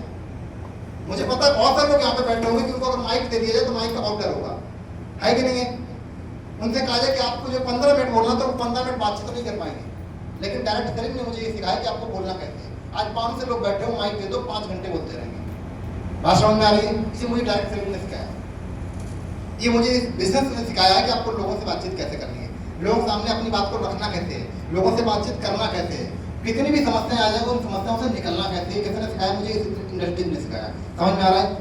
क्योंकि यहाँ की जो ट्रेनिंग मीटिंग आपको जो मिलती है, जो नॉलेज मिलता है, वो मार्केट में आपको कहीं पे भी, आप मुझे मिलता हो तो बताइएगा, मुझे कहीं पे भी नहीं मिलेगा। तो आपको भी इस बिजनेस के अंदर proper knowledge, proper training, proper meeting लेना पड़ेगा। ले पाएंगे? ले पाएंगे? आप सभी सफल होना चाहते हैं, मुझे ये बताइएगा 100%। ऐसे कितने लोग जो कहते हैं साला कुछ भी हो जाए, अगर इस बिजनेस को ज्वाइन कर लिया ना तो एक बार ग्लोबल जरूर बनना है। ऐसे कितने लोग हैं? मतलब कमिटमेंट जो है ठोस वाला होना चाहिए। ऐसा नहीं कि हमने देखा तो ऐसे हो गए, जैसे इधर हुए तुम ऐसे हो, फिर ऐसे हो गया। ऐसे वाले जो लोग होते हैं ना वो निकल जाते हैं कुछ समय के बाद। ऐसा होता है कि नहीं होता है?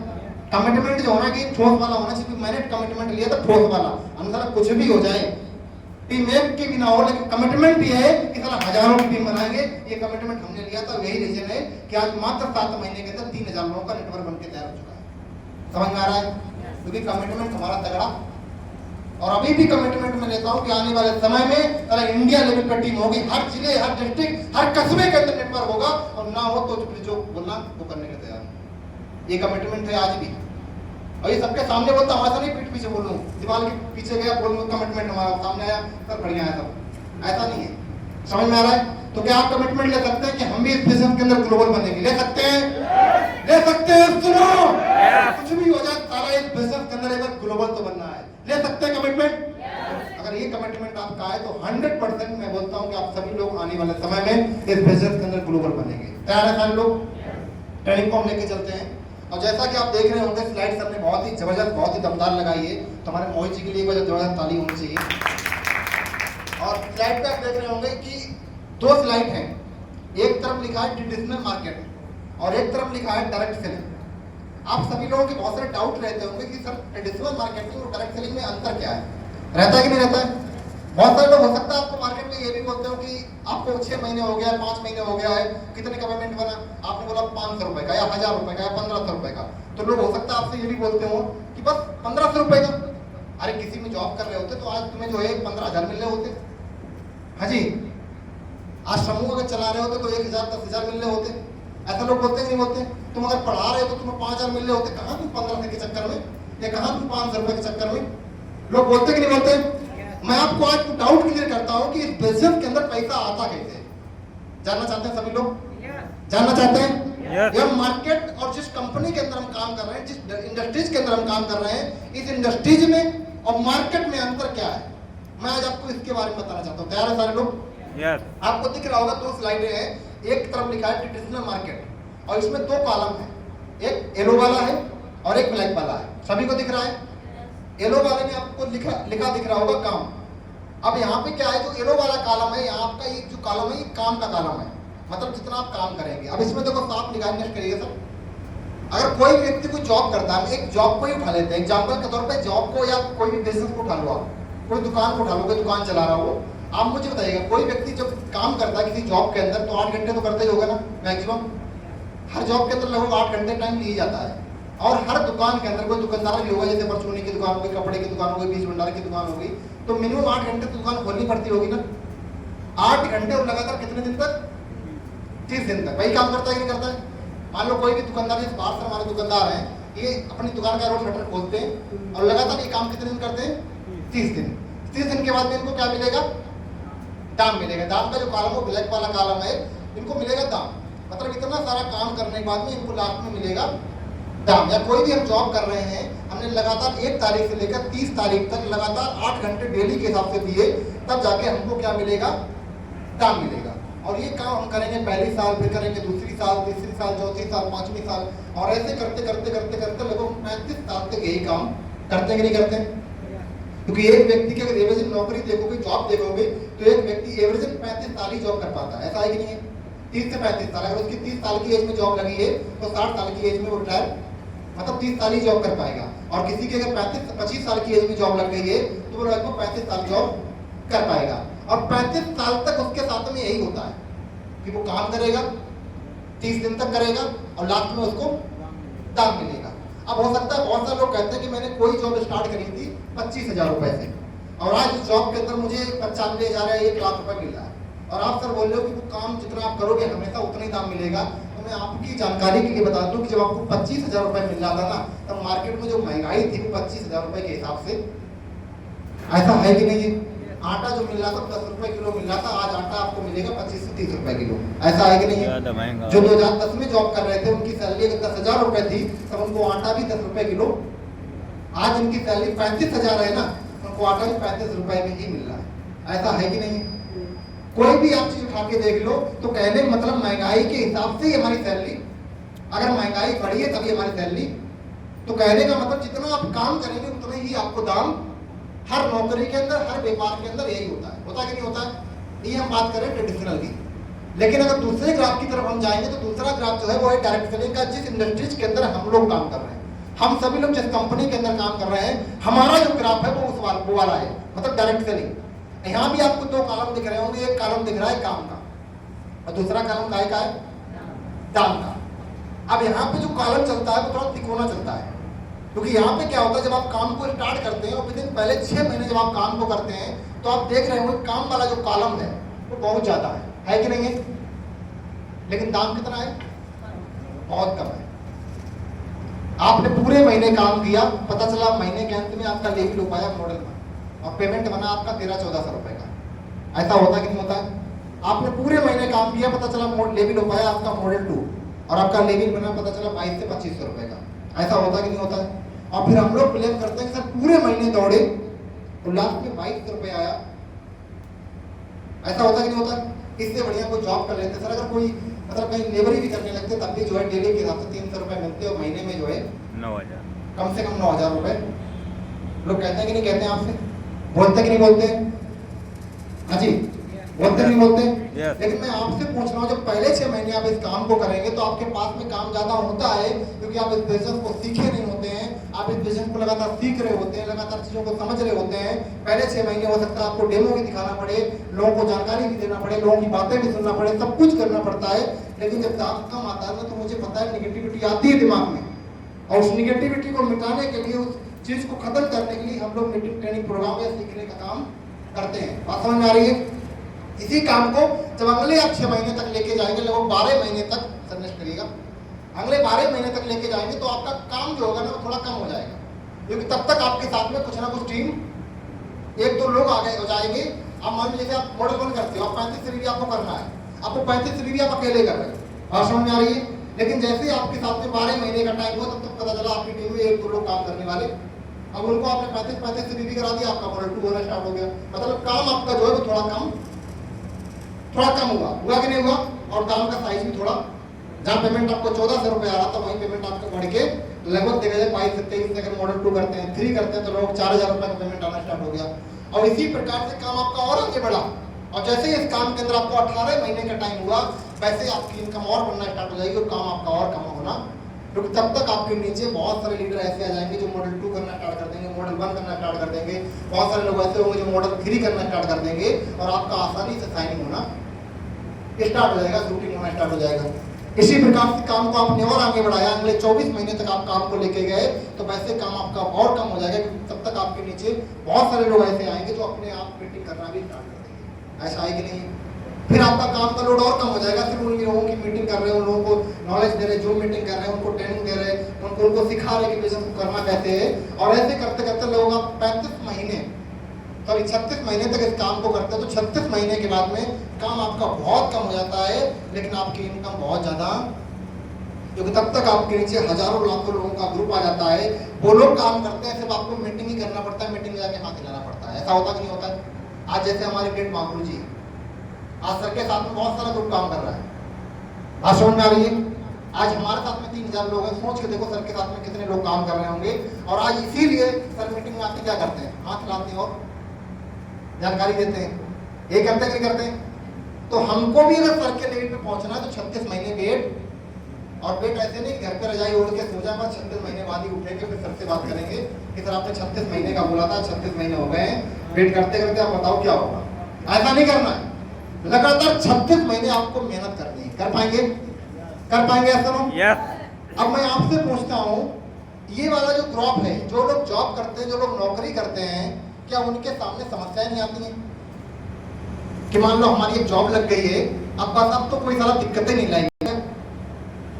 मैं आपसे पूछता हूँ, हर व्यक्ति लाइफ में समस्याएं आती हैं? जो अदर व्यापार कर रहा है, कोई दुकान चला रहा है, कोई अपना बिजनेस खुद का कर रहा है, क्या उसके सामने समस्याएं आती हैं कि नहीं आती हैं? और लगातार 35 साल आती हैं कि नहीं आती हैं?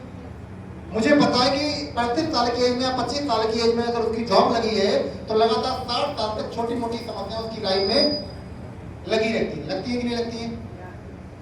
अब बात करते हैं इस वाले ग्राम में आ जाए, मुझे पता है यहाँ पे भी समस्याएं बहुत आती हैं, क्योंकि हमारे लीडर काम कर रहे हैं, उनको पता है आ रही हैं।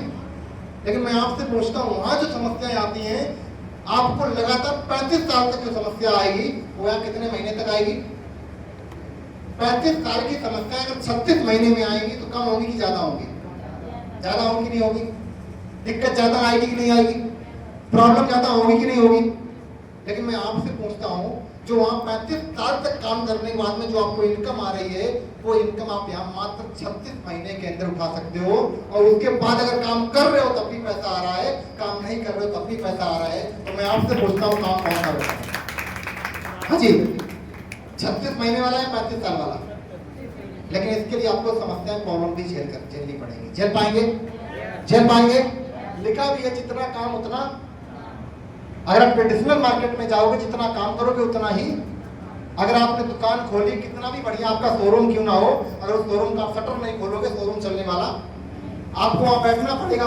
आपके पास में कस्टमर आ रहा है तब भी खोलना पड़ेगा, कस्टमर नहीं आ रहा तब भी खोलना पड़ेगा, तभी जाके आपकी वहां पे इनकम क्रिएट हो पाएगी। तो हम कह सकते हैं जितना आप वहां पे काम करेंगे उतना ही आप वहां मार्केट में दाम उठाएंगे। लेकिन अगर डायरेक्ट सेलिंग के अंदर आप जाएंगे, एक बार अगर मेहनत कर गए, एक बार अगर आप दौड़ गए, एक बार अगर फील्ड पे आप दौड़ गए, टीम में आपने मेहनत कर ली, अपलाइन की बातों को फॉलो कर लिया लगातार 36 महीने तक, तो इस बिजनेस के माध्यम से आपको लाखों रुपए की इनकम लेने से कोई नहीं रोक सकता। ये इस बिजनेस की पावर है। ये अंतर है डायरेक्ट सेलिंग और ट्रेडिशनल मार्केट में। आपसे अगर कोई कहता भी है मार्केट में कि आपको 6 महीने हो गया, अचीवमेंट क्या है आपका, आपके पास में मान लो 5,000 का अचीवमेंट है, 10,000 का अचीवमेंट है, हम उसको दिखाने में डरते हैं कि क्या अचीवमेंट है, 10,000 का अचीवमेंट है, ये ऑलरेडी महीने का 50,000 कमा रहा है, इसको कैसे अचीवमेंट दिखाएं? आप उसको बताइएगा कि सर मैं इस बिजनेस को कर रहा हूँ, यहाँ भले मेरा सारा 6 महीने का अचीवमेंट 5,000 रुपए हो, लेकिन अगले सारा 6 साल के अंदर अचीवमेंट अपना भी दिखा लेना और हमारा भी देखना। तुम्हारा अगर 6 लाख का होगा तो अपना कम से कम 6 करोड़ का होगा। बात समझ में आ रही है? ये हम बोल सकते हैं उससे ठोक के, लेकिन समस्या ये है कि हमारे अंदर एक्साइटमेंट नहीं होता, हमारे अंदर नॉलेज नहीं होती है। हम बोलने से पहले 4 बार सोचते हैं, पता नहीं हो पाएगा कि नहीं हो पाएगा। ऐसा होता कि नहीं होता है? किसी जॉब वाले के पास में बैठे, उसने कह दिया अरे हमारे पास पैसे क्या करने, हमें व्यापार क्यों करेंगे? हम कहते हैं हाँ सर बात तो सही है, आप क्यों करोगे, अब हम कर रहे हैं ना, हम बेरोजगार हैं। ऐसा होता कि नहीं होता है? बहुत सारे लोग मैंने बोलते सुना है। मैंने कहा सर चलो उससे मिलने चलता है। सर वो नहीं करेगा, वो नौकरी कर रहा है, वो जॉब कर रहा है। आज जॉब में कितना कमा रहा है भाई? मैंने आज बहुत सारे ऐसे डायरेक्ट सेलिंग के अंदर जॉब वाले हैं जो जॉब छोड़ के इस बिजनेस को कर रहे हैं। ये मैं नहीं बोल रहा हूँ, आप गूगल करना, आप गूगल करना, बहुत सारे आपको ऐसे लोग मिलेंगे जो जॉब में थे, जॉब को लात मार के आज इस बिजनेस को कर रहे हैं, उनको इस डायरेक्ट सेलिंग इंडस्ट्रीज की पावर पता है। समझ में आ रहा है? तो क्या आप कर पाएंगे? कर पाएंगे? मार्केट की समस्याएं सह पाएंगे? दिक्कतें झेल पाएंगे? झेल पाएंगे? ऐसा बहुत बढ़िया। अगर झेल पाएंगे तो 100%, अगर मैं यहाँ तक पहुँचा हूँ, हमारे अपलाइन अगर यहाँ तक पहुँचे हैं, तो 100% आप भी यहाँ तक पहुँच सकते हैं। तैयार है सारे लोग? तैयार है? हो सकता है आपका बहुत विरोध हो सकता है घर वाले ही आपको बिजनेस के लिए मना करें। और मैं आपको रियल बताता हूँ, मना हमेशा वही व्यक्ति करता है जिसको नॉलेज नहीं होती, क्योंकि खाली बोरी कभी खड़ी। अगर बोरी में दम है, बोरी के अंदर कुछ पड़ा हुआ है, वो तो खड़ी हो जाएगी। अगर बोरी के अंदर कुछ पड़ा ही नहीं है तो कभी खड़ी नहीं होगी। उसी प्रकार हमारा माइंड होता है। अब माइंड में कुछ है नहीं, अभी उसने कुछ डायरेक्ट सेलिंग है क्या, अरे पता नहीं सर अपलाइन बताएंगे हमारे, तो अपलाइन तो काम कर रहे, तुम क्या कर रहे हो? आपको नॉलेज अपडेट करनी पड़ेगी। और नॉलेज कहाँ मिलेगी आपको? मीटिंग ट्रेनिंग प्रोग्राम में, अपलाइन से बातचीत करने में। और बहुत सारे लीडर ऐसे हैं जो अपलाइन से बातचीत ही नहीं करते हैं। ऐसा होता है कि नहीं होता है? और बातचीत का कब करेंगे जब उनका मॉडल 2 या क्या नाम है कंसल्टेंसी बीवी कम होगा। समझ में आ रहा है? तब वो फोन करेंगे अपलाइन, अरे सर जी मात्र 1.5 से बीवी है, देख लीजिएगा अगर हो जाए तो आपको अपलाइन के टच में रहना है, रह सकते हैं। क्योंकि हम लोग एक बिजनेस बिल्डअप कर रहे हैं। मुझे पता है आप जब मार्केट में काम करने जाते हो बहुत सारी चीजों की जानकारी नहीं होती है, उनको सीखना पड़ता है। वो सिखाएगा कौन आपको? आपका अपलाइन। तो उसके लिए आपको अपने अपलाइन से बात करनी चाहिए। कर पाएंगे सारे लोग? कर पाएंगे? बहुत बढ़िया। नेक्स्ट करिएगा सर। बैकना नहीं है इस बिजनेस में।